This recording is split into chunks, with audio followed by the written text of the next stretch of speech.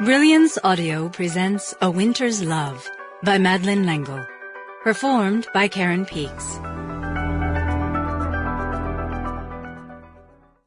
1. Abe Fielding. Abraham Fielding. Abraham K. Fielding. What is the K for? Why? There he was. She could see him from where she stood at the window of this sleeping house, see him walking quickly up the icy alley that climbed from the straggling outskirts of the village, past the villa, past the big winter sports hotel, past the sanatorium, up to the scattering of chalets beyond. Where was he going? Why?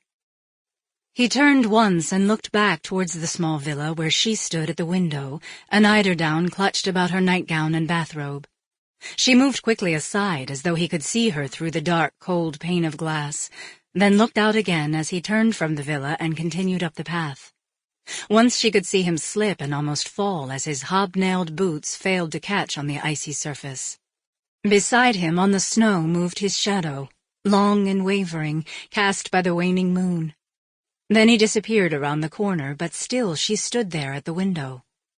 The moon was small, and its light seemed old and feeble, paler than the luminous snow on the peaks of the mountains, more muted than the points of stars piercing through the cold sky. She could not see a cloud, only black sky and moon and stars and snow and shadows. Emily? She turned sharply from the window. What are you doing?